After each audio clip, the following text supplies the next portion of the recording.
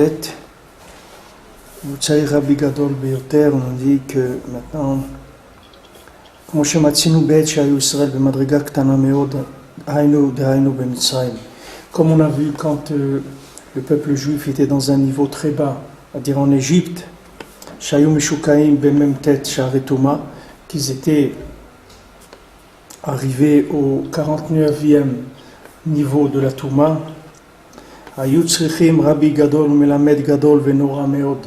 Ils avaient besoin d'un très grand rave et un très grand enseignant, très, très élevé, redoutable, d'Aïnou Moshe Rabbeinu, c'est-à-dire Moshe Rabbeinu, alav shalom.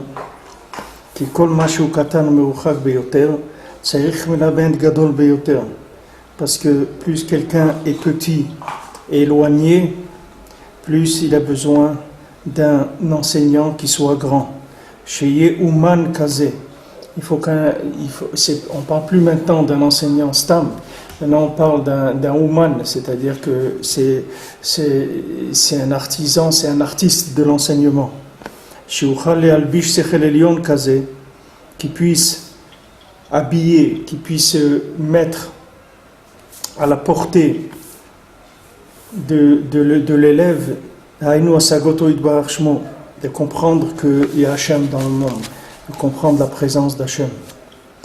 Le katan meruchak kamoto, pour quelqu'un de petit et d'éloigné comme lui, qui kolma shachole nechle beyoter, parce que plus le malade il est atteint, tsarich rofé gadol beyoter, il a besoin d'un médecin qui soit plus grand. Donc ici on voit qu'en Égypte c'était tellement le Ham Israël, il était tellement loin qu'il a fallu Moshe Rabbeinu pour pouvoir les faire sortir. Et comme on a vu dans le Biur Alikoutim à la fin, Maaseh Moshe Rabbeinu, avec toute la grandeur qu'il avait, il n'a pu sauver que 20%, c'est tout. Les 80%, il n'a pas pu les sauver parce que il n'avait pas la possibilité d'arriver à eux là où ils se trouvaient, dans leur petitesse et dans leur éloignement.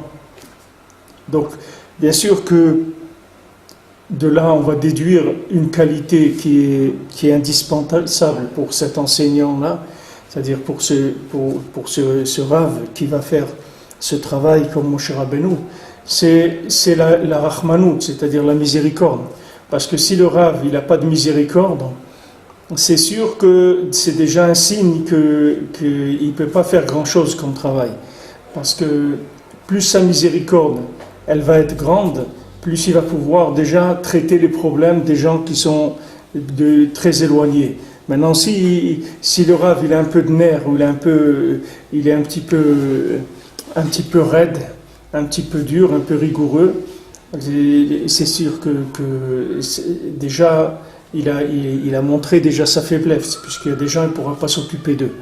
Donc c'est pour ça que plusieurs fois dans l'Écoute Moharan, Rabbeinu va parler de ça, il dit que l'une des qualités du berger, c'est d'être Rahman, c'est-à-dire qu'il doit avoir la mida de la miséricorde, parce que s'il n'a pas cette miséricorde, comment il va s'occuper des gens qui sont malades?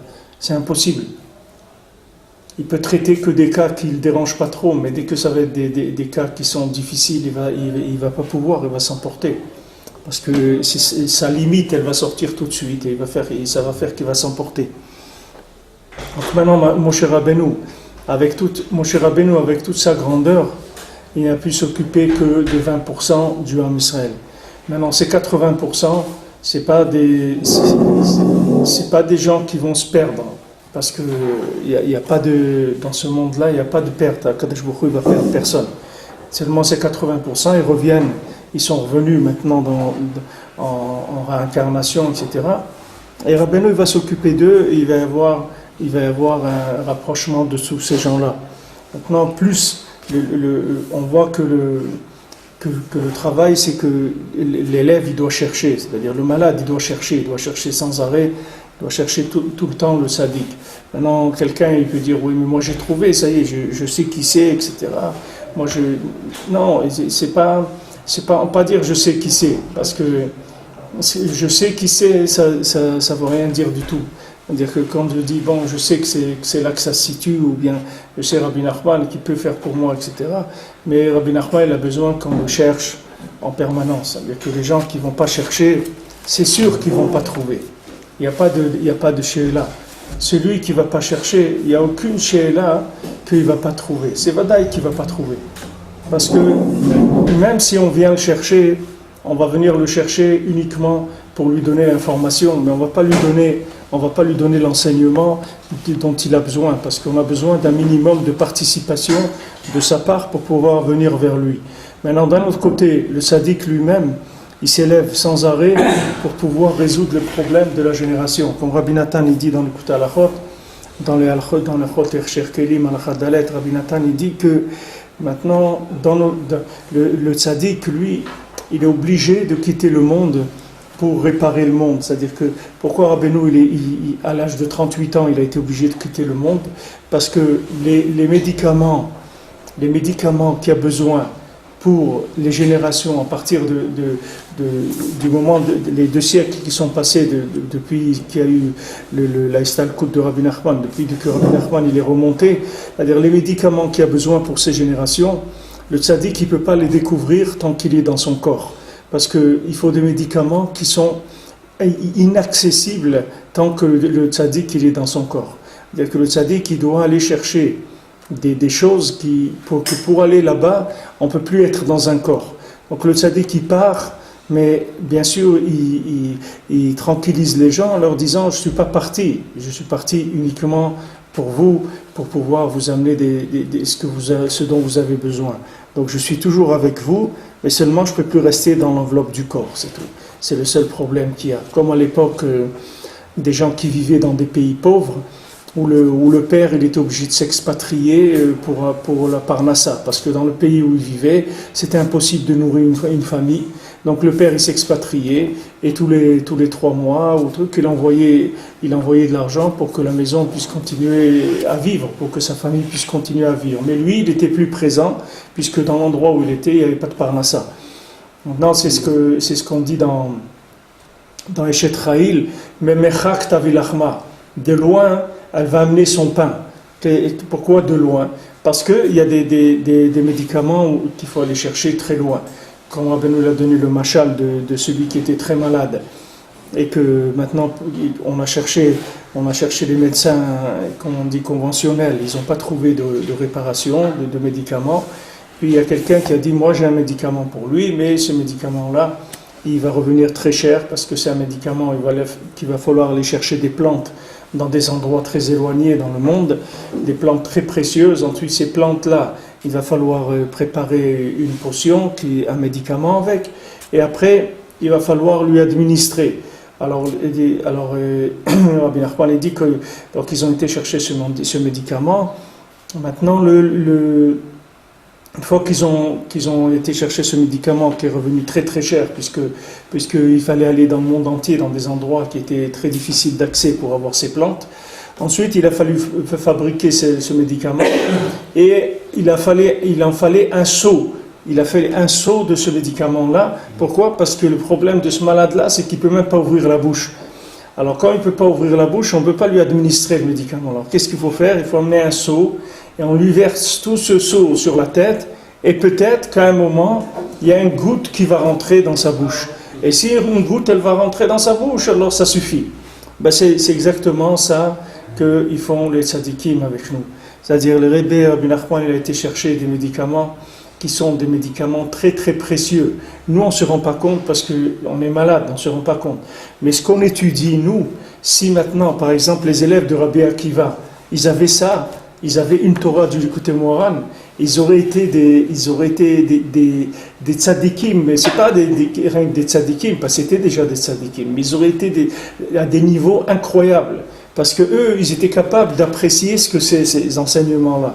Tandis que nous, le fait que maintenant on est dans des générations très très atteintes, très malades, donc maintenant nous on nous soigne avec des choses qui sont très précieuses, mais on attend de nous qu'une goutte qui va rentrer dans notre bouche, ça va nous suffire. C'est pas de comprendre tout, etc. C'est une goutte, comme on a dit un petit peu, c'est-à-dire c'est un tout petit peu va rentrer dans notre bouche, alors ça va suffire. C'est-à-dire tout ce qu'on étudie, tout ce qu'on passe du temps à étudier, à prier, c'est que uniquement à un moment, on espère qu'il y a un mot, quelque chose qui va rentrer, et à ce moment-là qui va faire de l'effet et qui va changer la personne définitivement, de manière à ce qu'il ne retombe plus dans sa folie. Parce qu'on peut dire, voilà, maintenant quelqu'un, voilà, il est dans la Torah, il fait les mitzvot, il met les tefilines, il étudie, il prie, il mange kasher, il fait Pessah, il fait tout, voilà, il fait Sfirat HaOmer, il a compté le Homer et tout. Pourquoi il est fou? Pourquoi il est malade? Pourquoi il est dans les plaisirs et dans les désirs de ce monde et dans la bêtise de ce monde? Pourquoi cette Torah, elle n'arrive pas à le soigner? Parce qu'il est très très malade. Et dans cette maladie-là, il faut des médicaments qui soient très forts. Pour ça, quand Rabbi Shimon leur a dit non, la Torah ne s'oubliera pas, parce qu'ils ont vu les Chachamim, les degrés de maladie par rapport à la Torah conventionnelle, classique, ils ont dit ça y est, la Torah elle va s'oublier. Rabbi Shimon a dit non, la Torah elle ne va pas s'oublier, parce que voilà, il y a le Zohar, Bezohar Da, Ifkol Migaluta, avec ce Zohar ils vont sortir de la galoute, parce que lui il a vu qu'il allait amener des médicaments qui étaient d'un niveau très très élevé. Après il est venu Rabbeinu, le Rebbe il a dit ne vous faites pas de soucis, moi je vais soigner tout le monde. Moi, j'ai trouvé des médicaments qui vont soigner toutes les maladies. Donc maintenant, à vous de chercher et d'être patient. Parce que maintenant, il faut être patient, parce que d'abord, on ne peut pas administrer le médicament avec des grandes doses. C'est des choses qui font leur effet avec le temps. C'est-à-dire qu'il y a une notion de temps, que cette notion de temps, on ne peut pas la contourner. Il y a besoin de temps. Comme maintenant, on va compter le Homer, on va compter 49 jours de Homer. On peut pas.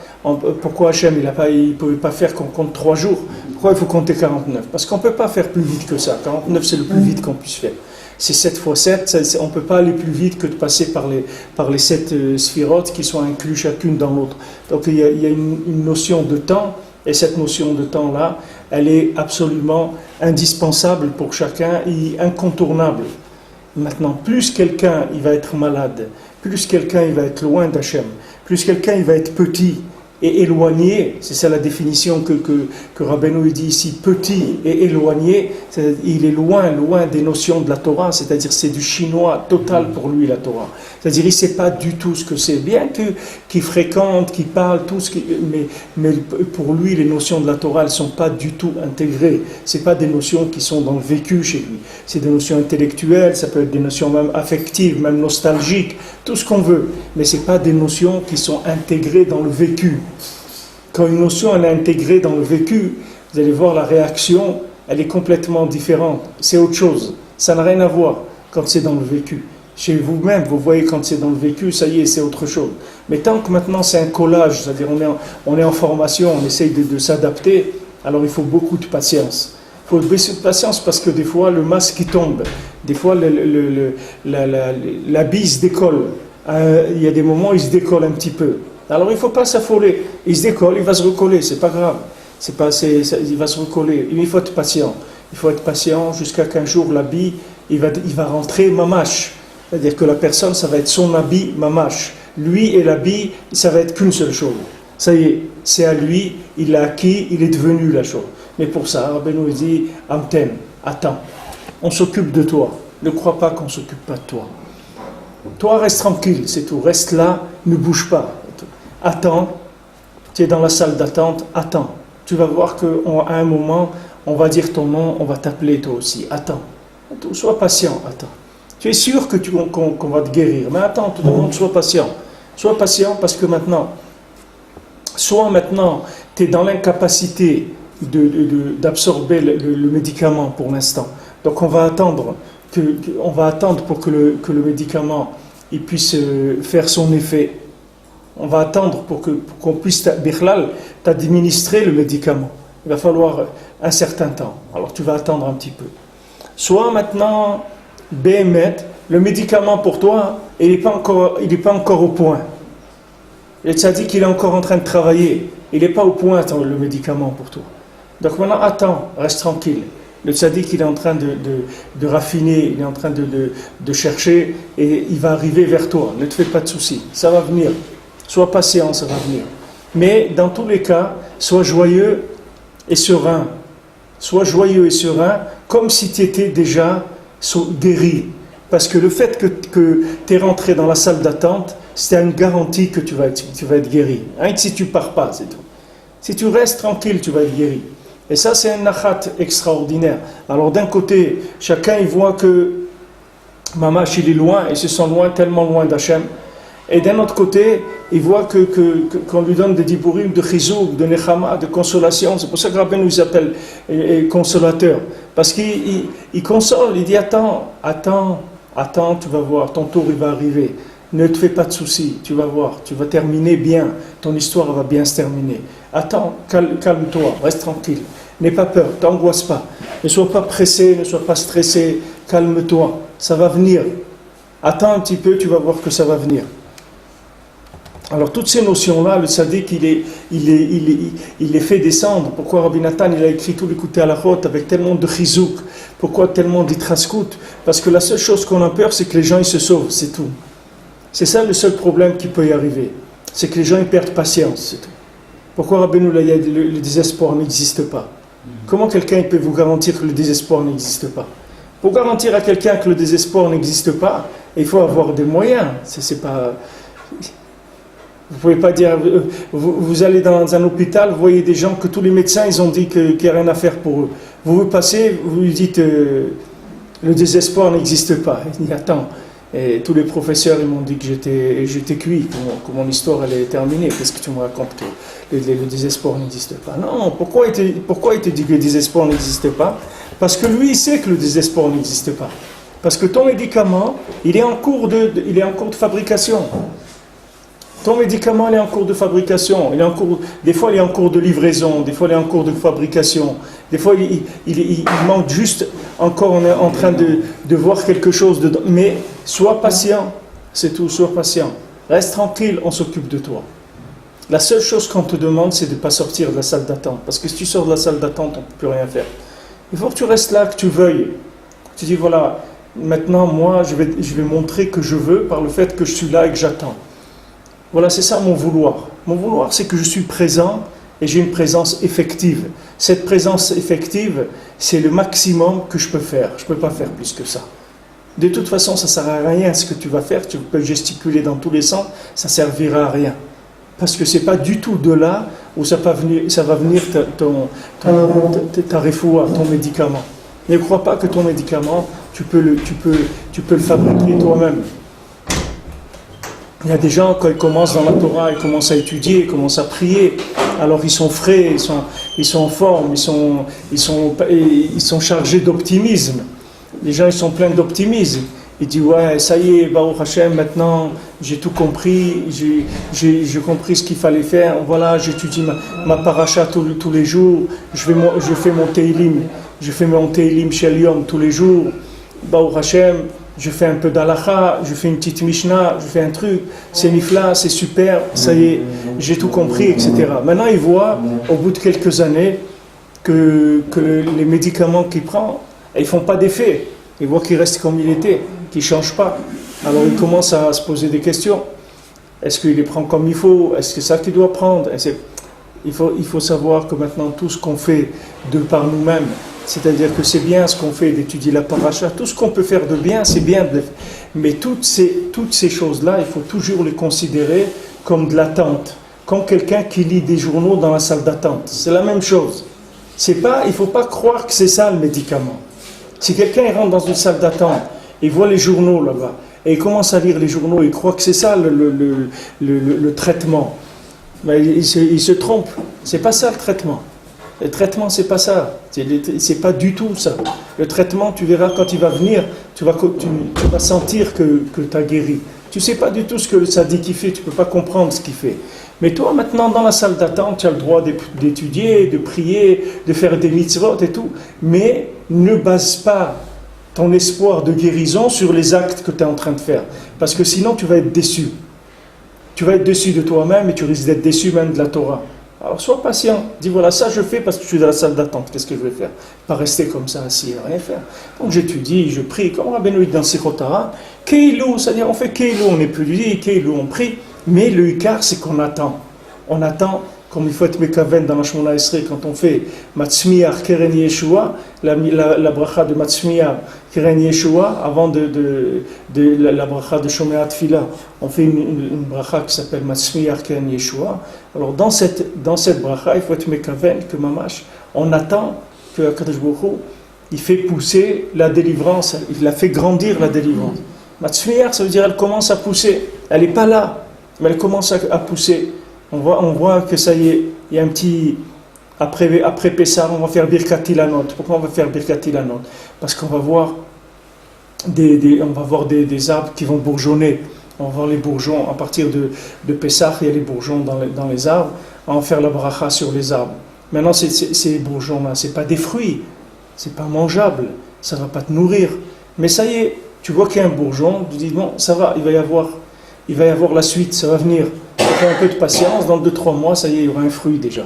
Maintenant, nous, le fait que maintenant les tzadikim, ils ont accepté de s'occuper de nous, le fait que Moshe Rabbeinu, il a accepté de s'occuper du Ham Israël en Égypte, ça, c'est ça la Yeshua. La vraie Yeshua, c'est celle-là. Maintenant, après, ce qui va se passer, c'est pas important, parce que lui, du moment où il a pris sur lui le dossier, il va s'en occuper, il n'y a plus de problème. Quand Rabbeinu il dit, j'ai terminé, je vais terminer, c'est-à-dire que je vais soigner tout le monde, c'est que Mamash, il va soigner tout le monde. C'est pas une promesse pour calmer les gens, c'est que Mamash, il va soigner tout le monde. Donc ça y est, c'était ça qui manquait le plus. C'est pour ça qu'on dit Matzmiach Ken Yeshua, quand il fait pousser la Yeshua. C'est-à-dire du moment où on a un refait comme ça, qui a décidé de s'occuper de nous, alors bon Hachem, c'est tout ce qu'on avait besoin, on n'a pas besoin d'autre chose. Vous croyez qu'en Égypte, les gens, il n'y avait pas là-bas des gens qui étaient intelligents et capables et instruits et tout ce que vous... Mais ils ne pouvaient pas sortir, personne ne pouvait sortir d'Égypte. Personne, s'il n'y avait pas Moshe Rabbeinu, personne ne sortait d'Égypte. Parce que ça dépend pas d'une initiative de l'individu. Ça dépend d'autre chose complètement. Ce n'est pas l'initiative de l'individu. Lui, il croit, il va faire un peu d'effort. Voilà, maintenant il se levait à 8h le matin, il va commencer à se lever à 7h30, il va faire un effort, etc. Et de ça, il va avoir des résultats et des changements. Il ne faut pas qu'il pense comme ça. Parce que même s'il se lève à 7h30, c'est bien. Mais c'est bien, mais toujours dans la salle d'attente. Il est toujours dans la salle d'attente. Tout ce qu'il fait, ce n'est pas ça le médicament. Le vrai médicament, ce n'est pas celui-là. Le médicament, il va passer par des chemins que lui, il ignore complètement. Le Ikar qu'il doit savoir, c'est qu'on s'occupe de lui. C'est pour ça qu'il dit ici, il faut chercher le Roufé. Il faut chercher le Tzadik. C'est ça le Ikar. Il ne dit pas ici, voilà, tu es petit, tu es éloigné, alors fais beaucoup de Torah mitzvot, étudie beaucoup la Torah, fais beaucoup de mitzvot, prie beaucoup, etc. Et tout va s'arranger. Non, il ne te dit pas ça. Il te dit, cherche le médecin. Cherche le grand médecin. Et va chercher le plus grand. N'aie pas honte. N'aie pas peur, n'aie pas honte, ose, comme on a vu, comme il dit plus loin, Rabbeinu dans la Torah, il faut avoir de l'audace. Tu dis, moi je veux le plus grand. Il dit, mais regarde comment tu es. Mais justement, parce que je suis comme ça, c'est pour ça que j'ai besoin du plus grand. J'ai besoin du plus grand. Je ne veux pas quelqu'un qui connaît un petit peu. Je veux quelqu'un qui est capable de me prendre en main, de garantir que je vais sortir soigné, complètement guéri. C'est ça que j'ai besoin. Donc je vais oser, je vais chercher le plus grand. Même Rabbi Nachman, c'est pareil, quelqu'un connaît Rabbi Nachman. Alors voilà, il dit Rabbi Nachman, voilà, il y a la promesse de Rabbi Nachman, Baruch Hashem, j'ai été à Ouman, etc. Oh, tu as été à Ouman, mais maintenant, qu'est-ce que tu es en train de faire? Tu crois que Rabbi Nachman, il est là où tu l'as trouvé la dernière fois? Rabbi Nachman, il avance. Il cherche sans arrêt des nouveaux médicaments pour pouvoir soigner les gens. Et si quelqu'un il a été à Ouman 1 fois, 2 fois, 3 fois, et il voit qu'il est resté comme il est, qu'il n'a pas changé, ça veut dire que maintenant, c'est quelqu'un qui est atteint, qui a une maladie, que c'est pas facile pour lui.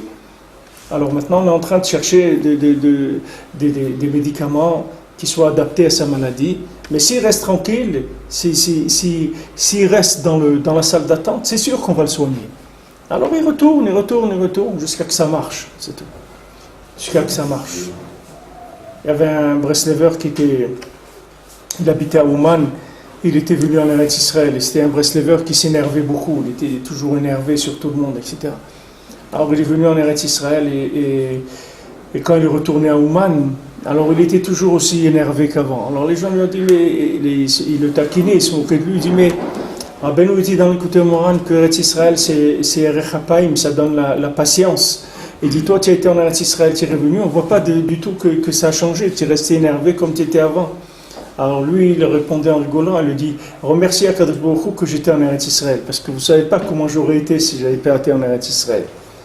Parce que c'est pas des gens qui se laissaient décourager. C'est-à-dire que ils avaient une habitude que tout ce qui était négatif, ils rejetaient automatiquement. Maintenant, tu lui dis à quelqu'un, c'est écrit qu'Eretz Israël, ça donne la patience. Ok, moi, depuis que je suis en Israël, je suis devenu énervé plus que ce que j'étais avant. Alors, elle dit, non, c'est pas grave. Bon Hachem, qu'au moins tu es en Eretz Israël, parce que si tu étais resté en France ou là-haut, tu serais énervé 10 fois plus encore.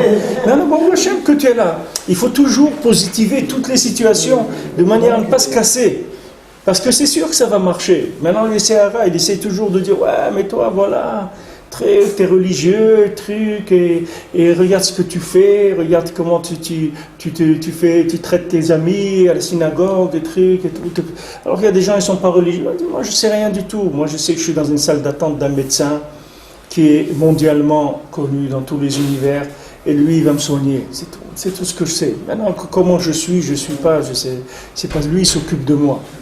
C'est là, c'est sur ce point-là que je m'accroche. Maintenant, Moshe Rabbeinu, lui, il a fait ce qu'il a pu. Il a sorti 20% du Ham Israël d'Égypte, que c'était Atralta de Géoula, c'était la première Géoula. C'était une Géoula, mais une Géoula de 20%. Maintenant, il va y avoir une Géoula de 100%. La Géoula qui va venir, ça va être une Géoula 100%. C'est comme les écoles qui disent, chez nous, il n'y a pas de réussite 100% aux examens. Il n'y a personne qui échoue. Alors ici, maintenant, la Géoula qu'il va y avoir, comme Mashiach qui va venir, maintenant, il va avoir 100% de réussite. C'est-à-dire il va ramasser tout le monde.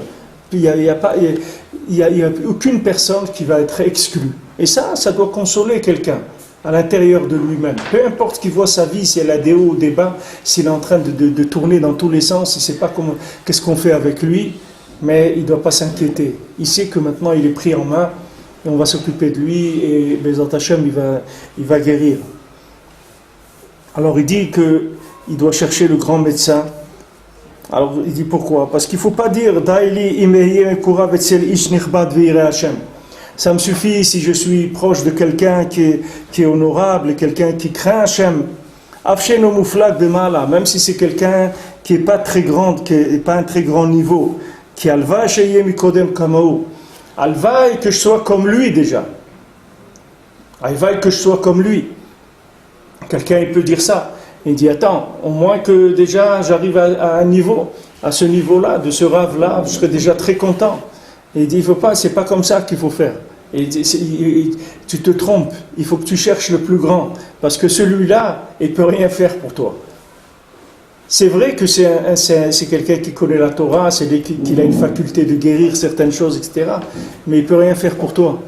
Parce que maintenant, les problèmes que toi tu as, ce n'est pas des problèmes que lui il peut traiter. Il ne sait même pas que ça existe. Il ne sait même pas que ça existe. Pour faire descendre les réfouotes que le sadique il a fait descendre, et il avait un élève comme Rabbi Nathan, que cet élève-là, il était complètement soumis, il était complètement annulé. Donc Rabbi Nachman, il a pu faire rentrer chez Rabbi Nathan tous les médicaments qu'il avait, parce que Rabbi Nathan, il se considérait toujours comme le plus grand malade du monde. C'est comme ça qu'il se considérait. Donc toutes les expériences spirituelles, Rabbi Nachman, il a pu les faire sur Rabbi Nathan. Parce que Rabbi Nathan, lui, se considérait, dès qu'il voyait n'importe quel juif, il le voyait toujours mieux que lui. Il se sentait toujours plus nul que tout le monde. Donc ça, cette sensation qu'il avait, ça lui a permis de tout prendre de Rabbi Nachman. Et c'est ça un vrai élève. C'est pas quelqu'un qui croit qu'il est quelque chose. Alors maintenant, si quelqu'un il se sent vraiment malade, alors il doit chercher le plus grand. Il ne doit pas dire, non, je vais aller voir, déjà j'ai trouvé un petit rabbin de la communauté, il est sympa, tout ça, bon, c'est déjà que j'arrive à son niveau, ça sera déjà bien. Non, tu ne pourras jamais arriver à son niveau. Parce que maintenant, lui là où il n'est pas atteint comme toi. Il a déjà une partie des choses qui fonctionnent. C'est comme dans les hôpitaux. Dans les hôpitaux, vous avez des étages où il y a des gens qui sont en bonne santé, par exemple des naissances et des trucs. Vous allez là-bas, c'est la joie, etc. En général, c'est dans les étages qui sont hauts. Alors là-bas, vous voyez que des gens qui amènent des bouquets de fleurs et Mazal Tov, et c'est bien, tout le monde est content, la famille, tout le monde vient, etc. Maintenant, comme vous commencez à descendre les étages, vous commencez à voir des choses qui sont de plus en plus désagréables. Et si vous allez dans les sous-sols, vous allez voir que là, il se passe des choses qui sont l'underground des hôpitaux, c'est pas très, très beau à voir. C'est là où il y a les réanimations, là où il y a les trucs, et après, après c'est ceux qui ont terminé aussi par les étages d'en dessous. Donc maintenant, il y a toutes sortes de maladies. C'est pas parce que quelqu'un il voit un hôpital, il va aller à n'importe quel étage parce qu'il a vu que là-bas les lits sont confortables. Il dit non, moi je veux être au quatrième. Il dit monsieur, ici c'est pas comme ça que ça marche. Il dit oui, mais ce lit, moi j'aime bien les thés d'oreiller qui sont bleus et tout, c'est ça que je veux. Il dit non, monsieur, vous pouvez pas venir ici parce que vous, c'est pas le quatrième, c'est pas là où on va vous soigner. Donc la personne, elle sait pas avec quels critères elle va choisir. Elle sait pas. Donc il faut qu'elle aille directement voir le plus grand. Elle va le voir le plus grand, il va s'occuper d'elle. Alio Marken, il ne faut pas qu'il dise ça. Qui adraba, qui fima sheyeda enesh benafshe, que quelqu'un, selon ce qu'il sait en lui, godel prituto ve godel richuko, combien il est petit, combien il est éloigné, shenichak meod me Hashem idbar, qu'il est tellement éloigné d'Hachem, kol echad ve echad, que fima sheyeda benafsho, chacun, comme il le sait en lui, kmoken kol ma sheyeda beatzmo shu meuchak beyoter, de la même manière, autant que quelqu'un sait qu'il est éloigné, il doit chercher un médecin qui soit très très grand. Il doit chercher le médecin qui est le plus grand.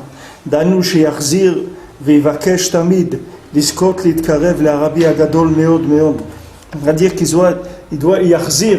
Yachzir, c'est l'explication yachzir, ça veut dire ça vient du lachon choser, revenir, mais c'est yachzir, ça veut dire c'est ce qu'on emploie, que yachzir par exemple choser à la ptachim, des gens qui font le porte-à-porte. Appelle yachzir, c'est-à-dire il va à une porte, il tape, après il va à une autre. Et un porteur. Ouais, c'est un genre comme porteur, mais automatiquement il y a de revenir parce que souvent il va repasser dans des endroits là où il est déjà passé, mais il a oublié parce qu'il a fait des centaines de maisons. Maintenant, il revient dans un quartier qu'il avait oublié qu'il était déjà passé là. C'est-à-dire, il y a une yann d'être rosaire. C'est-à-dire, il va chercher, là, et après il revient encore et encore. Il cherche sans arrêt parce qu'il cherche une refoua. Tout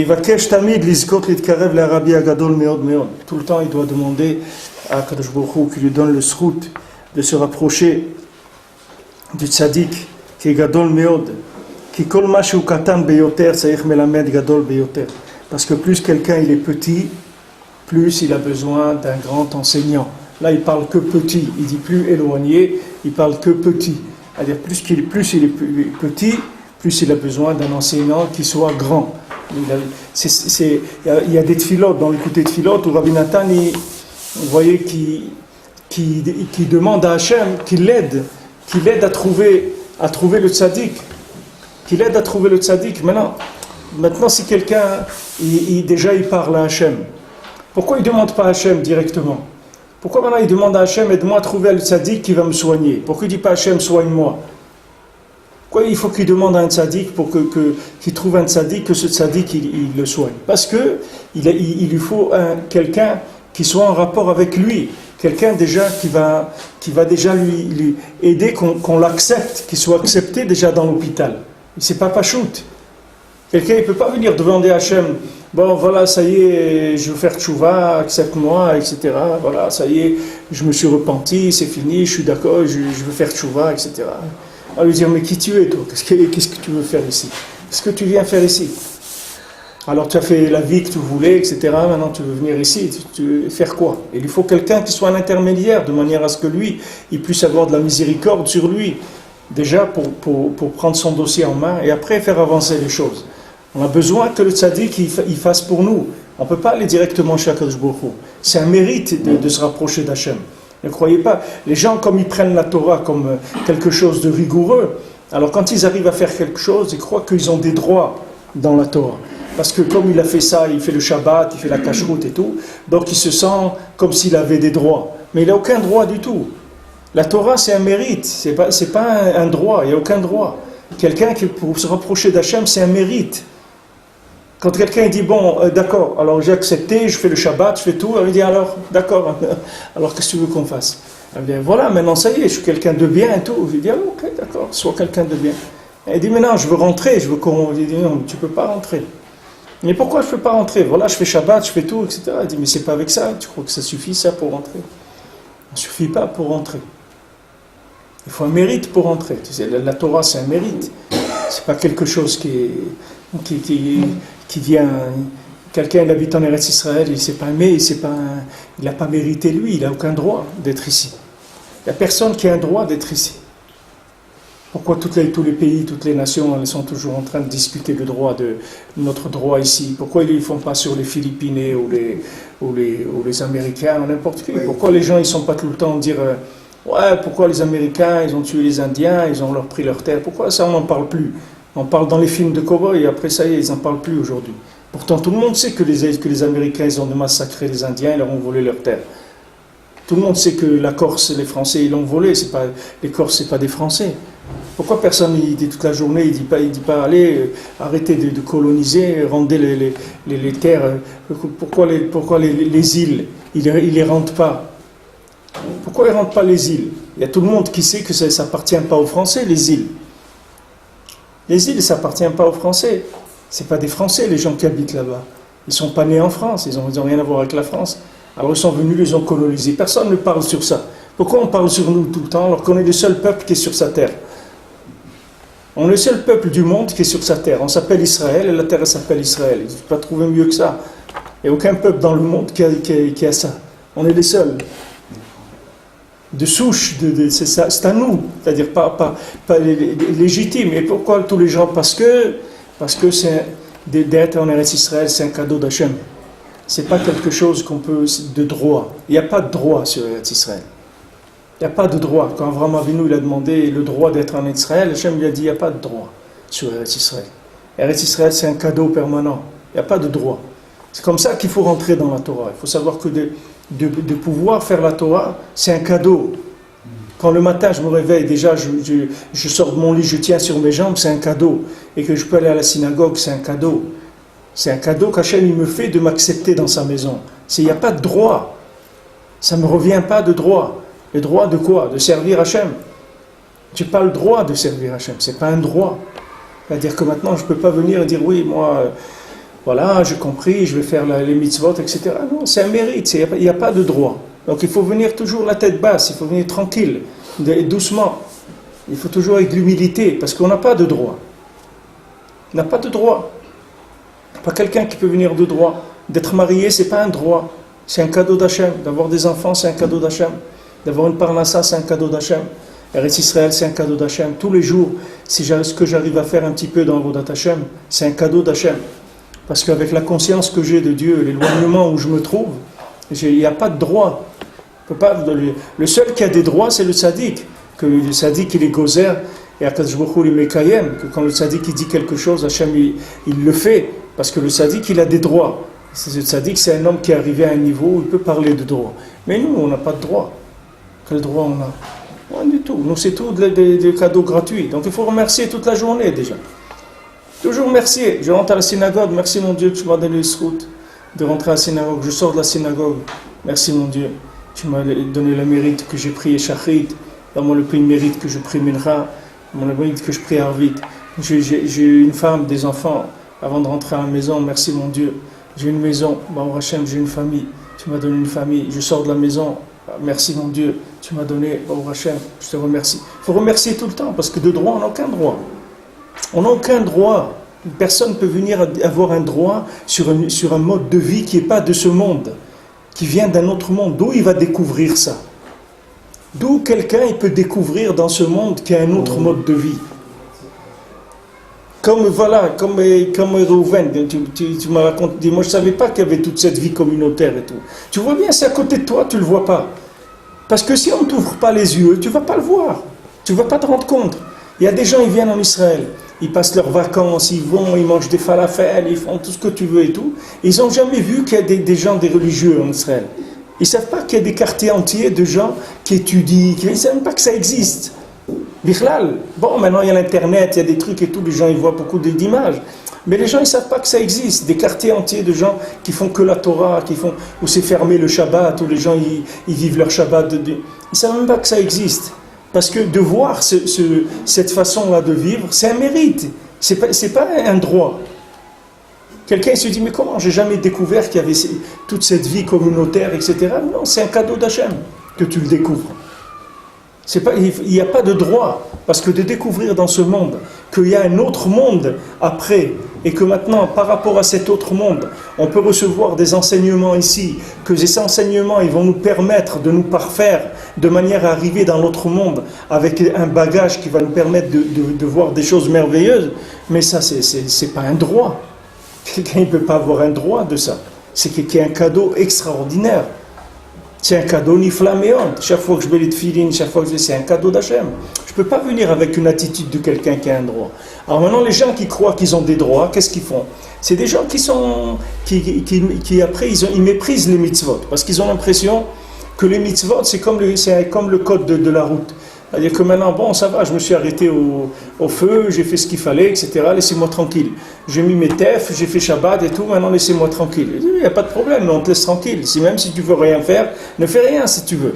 Tu n'as rien fait pour personne, hein, c'est pour toi que tu fais. Il n'y a personne de... Il ne faut pas non plus recevoir le cadeau comme un dû. Le cadeau comme un dû. Le cadeau, il ne faut pas le reprendre comme un dû. C'est ça ce que je te dis, c'est le droit. C'est-à-dire que quand quelqu'un croit que c'est un dû, c'est pas un dû. Il n'y a pas de dû.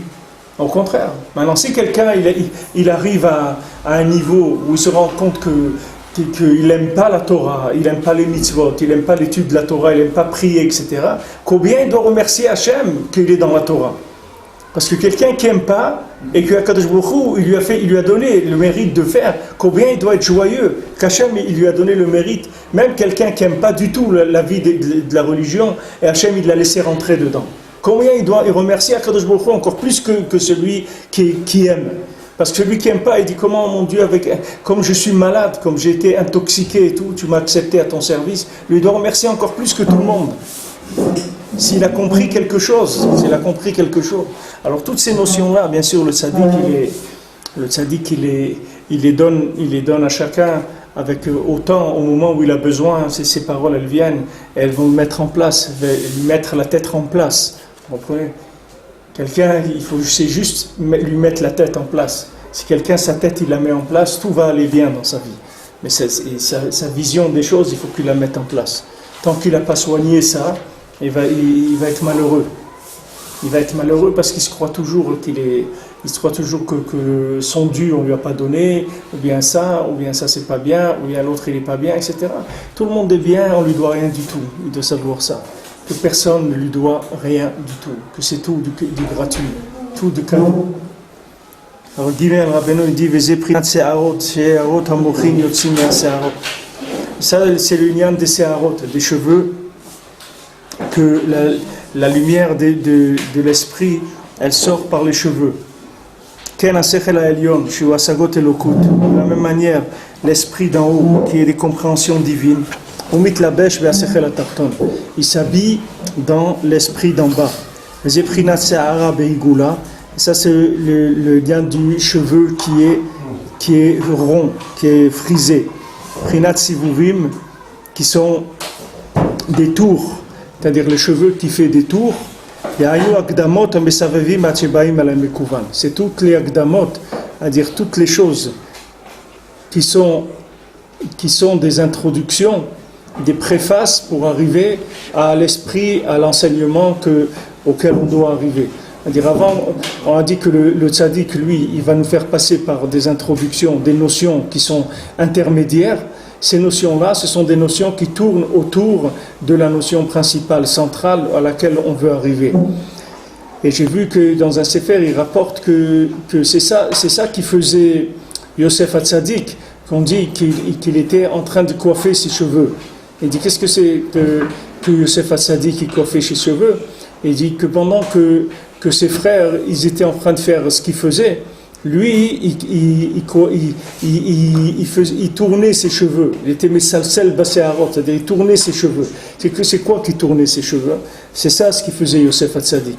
C'est-à-dire Yosef Hatzadik, il cherchait des tzimtzumim, il cherchait des introductions pour arriver au asagot elokut, pour arriver à prendre conscience de l'existence d'Hachem.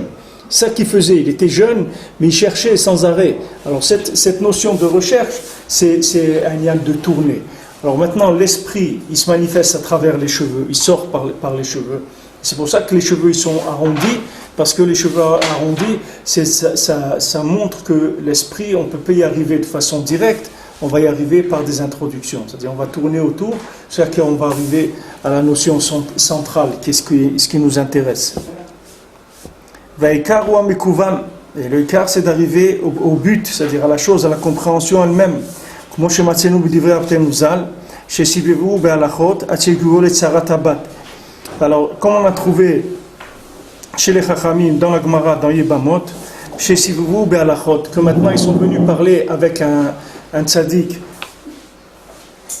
avec un tzaddik qui était le Rav de l'époque, que maintenant les Chachamim, ils voulaient lui parler d'une question qui est tsarat habat, c'est-à-dire que maintenant quand c'est des choses, des permissions de mariage, c'est-à-dire ici ça parle dans Yebamot, c'est des notions de halakha au niveau du mariage, c'est-à-dire si maintenant quelqu'un il a une fille et que cette fille elle a une fille, c'est-à-dire quelqu'un il a une petite fille, sa petite fille elle est lui interdite, quelqu'un il n'a pas le droit de se marier avec sa petite fille, d'accord? Mais, hein? Pourquoi? Il n'y a pas de pourquoi nous, pourquoi ça ne nous intéresse pas, nous ce qui nous intéresse c'est comme ça, c'est tout, c'est la Torah, c'est tout, il n'y a pas, chez nous ça n'existe pas pourquoi on n'est pas pourquoi on n'habite pas sur la lune, on ne sait pas, parce qu'on est là, c'est tout, on ne sait pas pourquoi nous. Maintenant, quelqu'un, ça fait partie des interdits de mariage de la Torah. Quelqu'un ne peut pas se marier avec sa petite fille. D'accord? Maintenant, si son gendre, c'est-à-dire le mari de sa fille, il a une deuxième épouse. D'accord? Et que cette deuxième épouse, il a une fille de cette deuxième épouse. Donc c'est pas sa petite fille directement, c'est-à-dire au père de la première femme, Elle n'est rien pour lui. Non, il n'y a pas rien, parce qu'il est... Non, de son gendre. C'est la fille de son gendre, mais son gendre, il est marié aussi avec sa fille. C'est une deuxième femme de son gendre, mais il est marié aussi avec sa fille. Donc cette femme-là, cette fille-là, cette petite fille-là, elle sera interdite aussi pour le grand-père. Mais seulement, il y a certains chachamim qui permettent. Alors ils sont venus chez le Posek, c'est le grand, je ne me rappelle plus, c'est dans les Bamot, mais le nom je ne me rappelle plus de qui c'était. Ils sont venus chez lui, plusieurs chachamim. Maintenant ils avaient peur qu'ils soient en colère contre eux et tout, qu'ils allaient lui parler de ce sujet-là. Alors qu'est-ce qu'ils ont fait? Ils ont été mesavev oto be'alachot, c'est-à-dire ils lui ont parlé de plusieurs halachot, que ces halachot-là, c'est parce qu'eux, ils n'étaient pas intéressés de savoir quoi que ce soit sur ces halachot. Eux, ils voulaient arriver à cette halakha-là. Donc, ils ont parlé avec lui d'une chose ou d'une autre, et après, ils sont arrivés à cette halakha, et ils ont dit, c'est vrai que la petite fille de Sarah Tabat, c'est-à-dire que la fille de la deuxième épouse du gendre, elle est permise. Il dit, qui est-ce qui a dit une chose comme ça? C'est toujours interdit, etc. Et il dit, faites attention, il y a quelqu'un qui a des centaines de preuves qu'elle est permise, mais ne l'écoutez pas, parce que elle est interdite. Moi, je vous dis qu'elle est interdite. Alors ça, c'était la discussion qu'ils ont eu les Chachamim avec ce gadol-là, au sujet de Sarah Tabat, c'est-à-dire la fille de la fille de la femme du deuxième femme du gendre. C'est pour ça que maintenant, toutes les halachot qu'ils ont parlé avant, c'était pas ça qu'ils voulaient parler, c'était pas là où ils arrivaient. Eux, ils voulaient arriver au sujet qui les intéressait. C'était ça le Mekouvan. Alors maintenant aussi, Rabbeinu, quand il rapporte une Gemara et tout, c'est pas Stam que Rabbeinu rapporte, puisqu'ici il parle de Tsarat Habat, c'est-à-dire de la fille, il parle de l'union de la fille, et on va voir plus loin que la bat, tout l'union de bat, c'est Bataïm, c'est la pupille de l'œil, c'est justement toute la noirceur, la contraction de l'esprit, pour arriver à comprendre les choses, comme Rabbeinu il va rapporter après, qu'Avraham Avinu, il avait une fille, qui s'appelait Bakol Shma. Il avait une fille, Avraham Avinu, qui s'appelait Bakol. Pourquoi? Parce qu'Avraham Avinu était arrivé à une saga du Sechel à Tarton, c'est-à-dire de la compréhension d'en bas, de façon parfaite. Alors cette fille qui s'appelait Bat, c'est-à-dire qui s'appelle la fille, pourquoi s'appelle la fille? Parce que c'est la fille de l'esprit. C'est pas l'esprit lui-même, c'est sa fille. C'est-à-dire c'est sa fille, ça veut dire sa manifestation dans le monde inférieur. C'est ça qui nous intéresse, c'est ça qu'on cherche, nous. C'est pour ça que Paro en Égypte, il voulait tuer les garçons, et il a dit, faites vivre les filles et tuez les garçons. Parce qu'il dit, s'il n'y a pas de garçons, alors il n'y a pas de problème. Les filles, il faut les faire vivre, il n'y a pas de problème. Mais il ne faut pas qu'il y ait des garçons, parce que s'il y a des garçons, le garçon il représente l'esprit d'en haut. Et la fille elle représente l'esprit d'en bas. Donc il dit, si maintenant il n'y a pas d'esprit d'en haut, l'esprit d'en bas, il ne peut rien faire, il ne peut pas trouver la vérité. Donc il dit, les filles, ça ne me dérange pas qu'elles vivent. Mais les garçons, il faut les tuer, il ne faut pas les laisser vivre. Donc tout ce qui va être ce souvenir qu'il y a un autre monde, ça, Paro, il va lutter tout le temps contre ça, pour essayer de faire oublier qu'il y a un autre monde. Il va dire, ouais, tu peux faire la Torah, tu peux faire tout ce que tu veux et tout, mais c'est une religion comme les autres religions. Non, ce n'est pas une religion, la Torah. Et ce n'est pas comme les autres religions.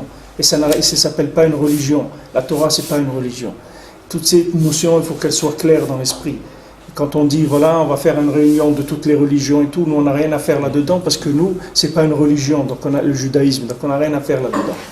Les gens disent, ouais, mais pour qui vous vous prenez? Nous, on ne se prend pas, c'est Hachem qui nous a pris. Hachem, il nous a élus, ce n'est pas nous qui sommes élus. Comme maintenant, il va y avoir les votes des présidents, ce n'est pas eux qui vont s'élire, c'est les gens qui vont les élire. Lui, il ne peut pas s'élire. Le homme Israël, ce n'est pas lui qui s'est élu, c'est Hachem qui l'a élu. Pourquoi? Et tout, il faut lui demander à lui. Comme pour Eretz Israël, Rachid, le premier Rachid de la Torah, il dit, quand ils vont nous dire qu'on est des voleurs, qu'on a pris Eretz Israël, pourquoi ils disent qu'on est des voleurs? Parce qu'ils disent que c'est une terre qui ne peut pas appartenir à des gens, c'est une terre qui est divine. Comment vous, en tant qu'être humain, vous permettez d'acquérir une terre comme ça? C'est une terre divine, ce n'est pas une terre pour des êtres humains. Donc comment vous prenez cette terre et vous dites qu'elle est à vous? Ce n'est pas une terre qu'on peut acquérir, c'est une terre divine. Il dit, mais ce n'est pas nous qui avons acquis la terre, c'est Hachem qui nous l'a donnée. C'est le premier Rachid de la Torah. Quand les goyim vont venir vous dire, vous êtes des voleurs, vous leur dites, c'est Hachem qui a créé le monde, c'est lui qui nous l'a donné. Pourquoi ils vont dire, vous êtes des voleurs? Pas dire que on ne peut pas prendre une chose comme ça, c'est une terre divine.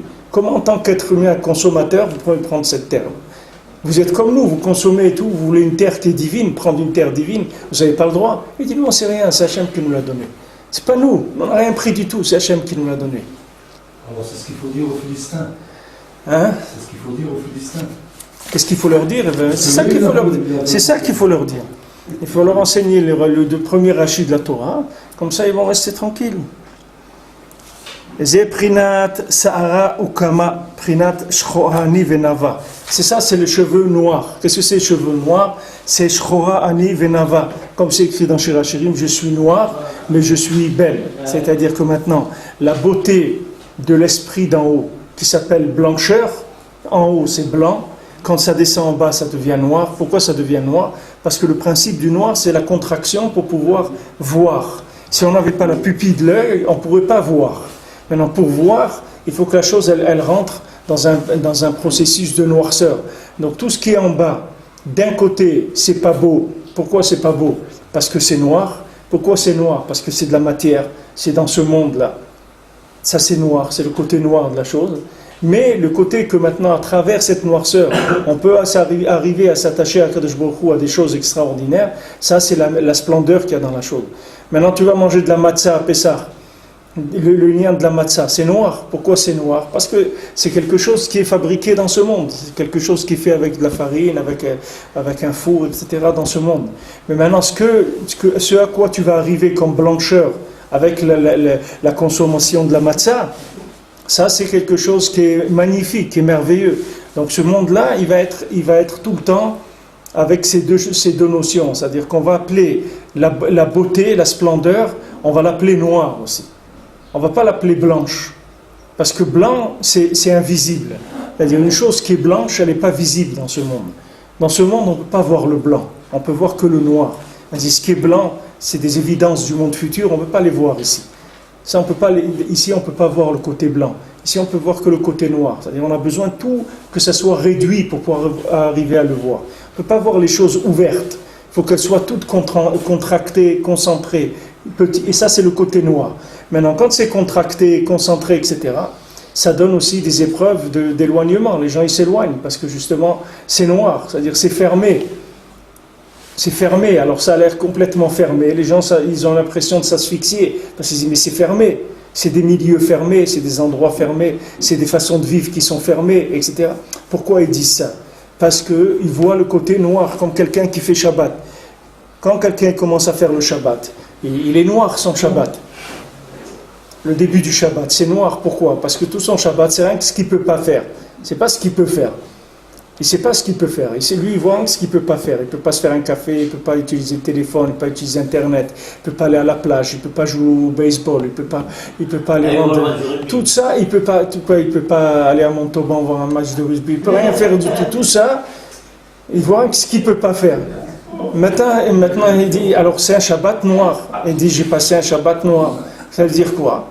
Bon, c'est un jour d'ascétisme, c'est-à-dire, je comprends. C'est comme si on fait un lavement, quoi. C'est un jour, j'ai compris, c'est un jour de lavement, c'est-à-dire on touche plus rien de ce monde, on se met dans un coin, et puis on attend que ça passe, quoi. C'est une journée où on va complètement nous racler des trucs, etc. Bon, je comprends, c'est un jour de souffrance.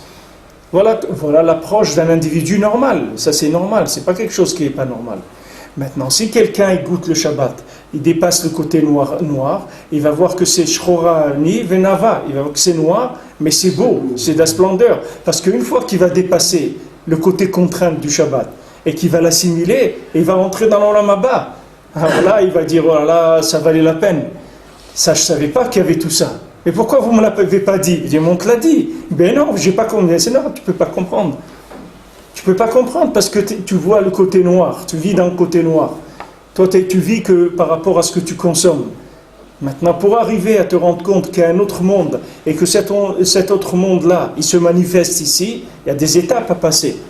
Ces étapes-là, tu vas les passer, tu vas avoir des Shabbatot très désagréables pendant beaucoup de temps. Ça dépend pour chacun, c'est différent, mais en tout cas, ça prend beaucoup de Shabbat jusqu'à quelqu'un il arrive à goûter le Shabbat Béhémet. C'est-à-dire à être joyeux, à l'attendre et à le languir et le faire durer plus longtemps. Vous voyez, des gens, ils attendent vite, quelle heure ça finit Shabbat, quelle heure il finit, parce qu'il ne peut pas, c'est trop pour lui, que ce soit pour la cigarette ou pour n'importe quoi, pour aller regarder ses messages, ses emails ou n'importe quoi, regarder son compte en banque ou n'importe quoi, mais il a besoin de manipuler de la matière, c'est difficile pour lui. Donc au début, ça va être comme ça. Et après, ça va devenir le contraire. Après, il va faire tirer le Shabbat, le plus qu'il fait le tirer, il va le tirer. Pourquoi? Parce qu'il ne veut pas. Au contraire, il ne veut pas retourner dans le noir. Il veut rester. Maintenant, il a goûté le Olam Haba. Pourquoi il va sortir? Alors, il fait Souda Shlishit, il l'a fait durer très tard. Et après, il fait Melavé Malka. Après, il fait le tirer le plus qu'il peut. Pourquoi? Parce qu'il ne veut pas quitter le Shabbat. Ça lui fait de la peine. Alors, on lui dit, bon, alors fais Melavé Malka. Comme ça, tu vas accompagner le Shabbat. Ça va un petit peu te calmer. Ça va un petit peu te consoler. Mais on ne peut pas faire autrement. Tu dois retourner dans le noir. On ne peut pas faire autrement. Tu as 6 jours d'obscurité et un jour de lumière. C'est comme ça qu'Hachem il a mis en place le système pour se rapprocher de lui. Alors ça, c'est le principe de Shchora Ani Venava. Je suis noir, mais attention, je suis belle. C'est qu'elle dit, Al Tirouni, ne me regardez pas comme quelqu'un de noir. Parce que si vous regardez bien, vous allez voir que je ne suis pas noir du tout. Vous allez voir que je suis très très belle. Alors ça, mais ça vient après. Il faut un nettoyage un petit peu de la vue pour arriver à ça. Parce que le noir, c'est quelque chose qui réunit, qui contracte la vue de manière à voir net, à voir bien. Quand quelqu'un ne voit pas bien, qu'est-ce qui fait qu'il ne voit pas bien? C'est la position de la pupille qui fait que quelqu'un ne voit pas bien. Pourquoi quelqu'un il voit flou? Pourquoi on a besoin de lunettes? Parce que la pupille, elle s'est déplacée. C'est pour ça que, et maintenant aujourd'hui, ils font les opérations laser, et juste ils remettent la pupille en place, c'est tout. Et la personne, elle voit normalement, elle n'a pas besoin de lunettes. Tout le lien des lunettes, c'est pour attraper le fait que la pupille, elle s'est déplacée. Alors la personne, elle ne voit plus bien. Ce qui dit ici que maintenant, le noir de la pupille, c'est quelque chose qui contracte l'image et qui permet de voir clair. Maintenant, quand la pupille ne fonctionne pas bien, elle est décalée ou déplacée ou s'est tournée un petit peu, je ne sais pas exactement comment ça marche, je crois que c'est un mouvement qui la remet à sa place. Quand il la remettra à sa place avec le laser, la personne, ici il y a beaucoup de gens qui font ça. Ça se fait de plus en plus. Il y a 10 ans c'était quelque chose de nouveau, mais aujourd'hui ça se fait de plus en plus. Fait cette opération, ça y est, il n'y a pas de au laser, et puis ils remettent la pupille en place et les gens ils voient tout à fait normalement. De près, de loin, tout. Il n'y a plus ce problème là. Si la pupille a reçu un coup, donc il y a comme un creux. C'est la même chose. Et tout ce qui va toucher, atteindre la pupille, ça va atteindre la vision des choses. Pourquoi? Parce qu'elle ne peut plus contracter la chose comme il faut, donc ça fait flou. Le flou, c'est parce qu'il n'y a pas de contraction comme il faut. Comme quand tu règles avec des jumelles. Tu vas régler jusqu'à ce que tu arrives à une image nette. Maintenant, la pupille, c'est elle qui donne la netteté. Parce qu'elle arrive à tout contracter de manière à ce que tu vois net. Mais on ne se rend pas compte l'outil que c'est l'œil. C'est un outil extraordinaire. Regarde, tu lèves tes yeux, tu vois de loin. Tu baisses tes yeux, tu lis un texte. Mais pour voir ces deux choses-là, c'est des fonctions complètement différentes. Pour que tu arrives à voir un oiseau qui est à 200 mètres, et pour que tu arrives à lire une petite lettre, il faut une autre fonction de la pupille. Complètement, c'est pas la même chose pour voir de loin et de près. Et tu vois, Hachem, il a fait un Kéli flamméante qui se remet tout de suite. Tu vois, il s'adapte tout de suite. Tu étais au soleil, tu rentres dans le noir. Et tu vois, au bout d'un moment, tu commences à voir. Ça y est, la pupille, elle a pris toutes les quantités de lumière, elle a tout calculé, tout fait pour que tu vois le maximum que tu peux voir dans l'obscurité. Et quand tu sors, elle va se contracter pour pas que ça te fasse mal aux yeux. C'est un Kéli nifla. Mais ce Kéli-là, de l'œil, c'est l'œil de l'esprit, c'est le même principe. L'œil de la vue, l'œil de l'esprit, avec quoi tu comprends, c'est exactement la même chose. Voir ou comprendre, c'est pareil. La vision de l'esprit, c'est la compréhension, c'est la même chose. C'est le même principe. Donc l'esprit d'en bas, il est dans le principe de noirceur. Qu'est-ce qu'il fait? Il contracte et il va faire ressortir la beauté, la splendeur qu'il y a dans l'esprit d'en haut. Maintenant, ces cheveux-là, c'est quoi? C'est des mesures de la Torah. C'est-à-dire que ces cheveux-là, qu'est-ce qu'ils font? Ils contractent les choses, d'accord? Maintenant, la Torah, elle nous a donné des shiurim, c'est-à-dire des mesures. Une mesure d'un kazaït, de kabetza, un mille de distance, de volume, de temps, etc. Toutes les mesures que la Torah a données, un révit, tout ce que la Torah a donné comme mesure, ces mesures-là, c'est aussi des contractions comme la vue. C'est pour permettre de voir Hachem. C'est ça les mesures. Quand les gens ils font attention aux mesures de la Torah, c'est pour pouvoir voir Akadosh Baruch Hu. Pourquoi tu crois qu'Akadosh Baruch Hu, ça le dérange? Tu fais Kriyat Shema à midi, ça ne le dérange pas. Mais c'est uniquement pour que tu puisses le voir, qu'il y a un temps pendant lequel tu vas régler la pupille de l'esprit pour voir Hachem. Alors quand tu fais ton schéma, tu as jusqu'à par exemple 8h28 ou 8h30, c'est Zman Kriyat Shema, le premier du Magan Avraham. C'est Zman Kriyat Shema. C'est-à-dire jusqu'à 8h30, depuis 6h jusqu'à 8h30, tu peux voir Hachem avec le schéma. Maintenant, après 8h30, quand tu vas faire, ça s'appelle comme si tu lis dans la Torah. Mais c'est plus la même chose, c'est plus déjà un phénomène où tu vas voir. Toutes les mesures de la Torah, c'est pour pouvoir voir. Parce que toutes les mitzvot, ce sont la sagesse d'Hachem. Chaque mitzvah, elle a d'autres mesures et d'autres limites.